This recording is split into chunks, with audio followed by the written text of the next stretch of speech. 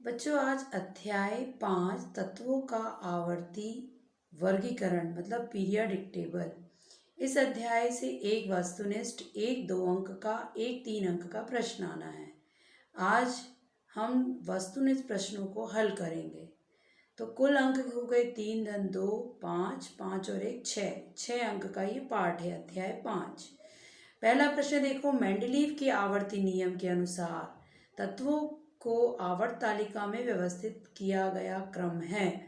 Mendeleev की कैसी आवर्त तालिका थी? ये आवर्त तालिका हमारी थी तत्वों के भौतिक व रासायनिक गुण उनके परमाणु द्रव्यमानों के आवर्ती फलन होते हैं, ये नियम था। मेंडलीव ने आवर्त तालिका में तत्वों को उनके बढ़ते परमाणु द्रव्यमान के अनुसार व्यवस्थित किया था। ऑप्शन देखें, बढ़ते परमाणु क्रमांक, घटते परमाणु क्रमांक, बढ़ते परमाणु द्रव्यमान और घटते परमाणु द्रव्यमान। सही उत्तर है बढ़ते हुए परमाणु द्रव्यमान। दूसरा देखें, निम्न में से कौन सा कथन आधुनिक आवर्त तालिका के संदर्भ में सत्य है? आधुनिक आवर्त तालिका किसने बनाई थी? मोसले ने बनाई थी। ऑप्शन देखो, इसमें 18 क्षैतिज पंक्तियां हैं, इसमें 7 ऊर्ध्वाधर स्तंभ है, इसमें 18 ऊर्ध्वाधर स्तंभ है, इसमें 7 क्षैतिज पंक्तियां हैं।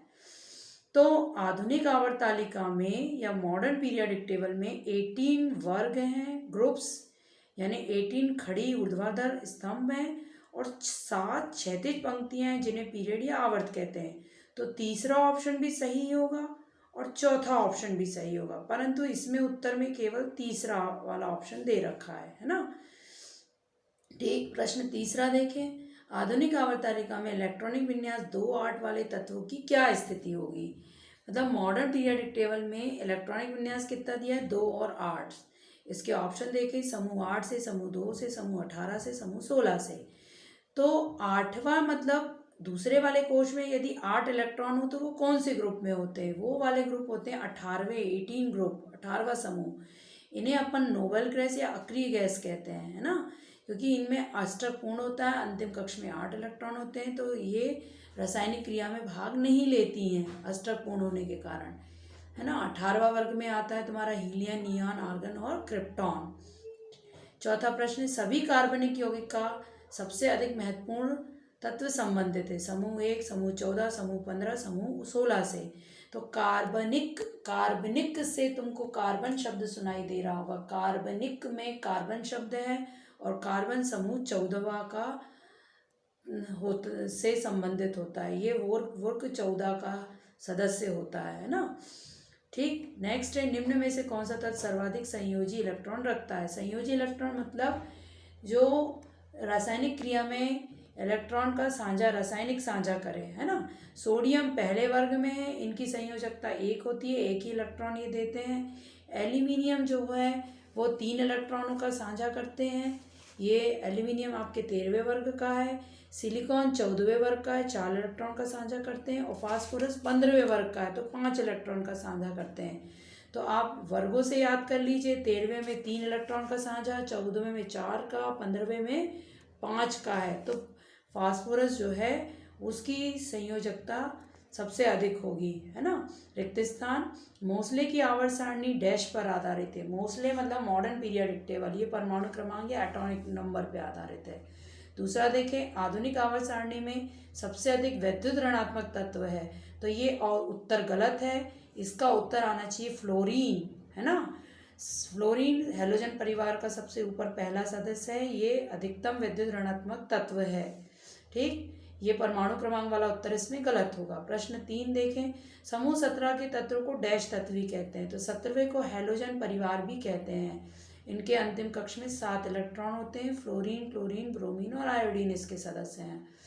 चौथा प्रश्न, अष्टक नियम दिया, तो न्यूलैंड ने दिया। न्यूलैंड के अष्टक नियम में पहला और 8वें तत्व गुणधर्म समानता रखते हैं, ये न्यूलैंड का अष्टक नियम है।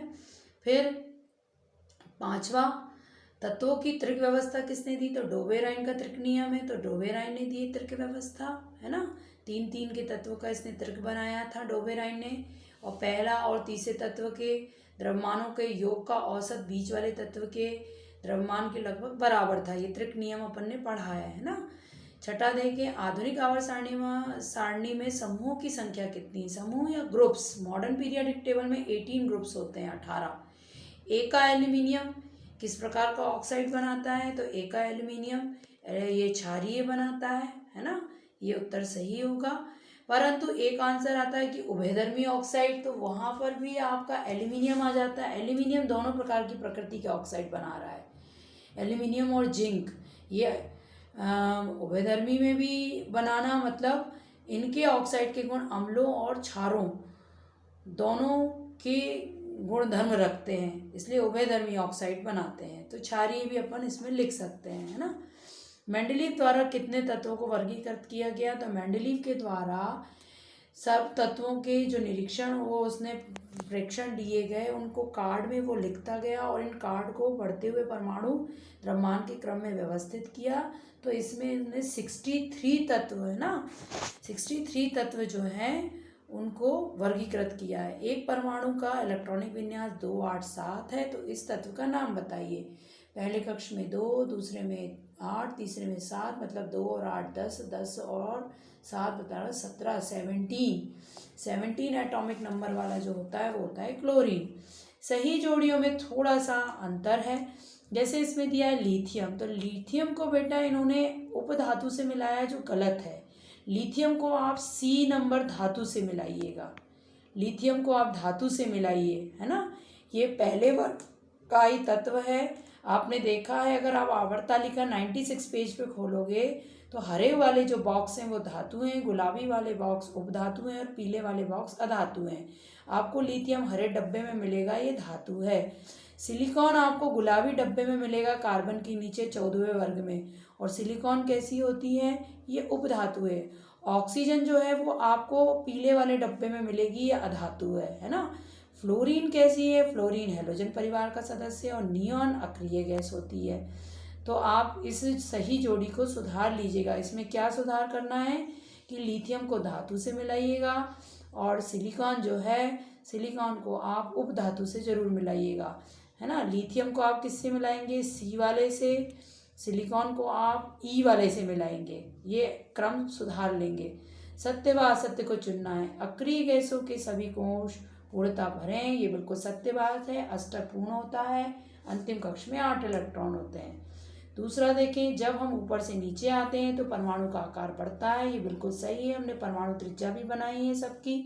हाइड्रोजन से अपन सीजियम तक नीचे आते जाते हैं तो ये त्रिज्या बढ़ती जाती है।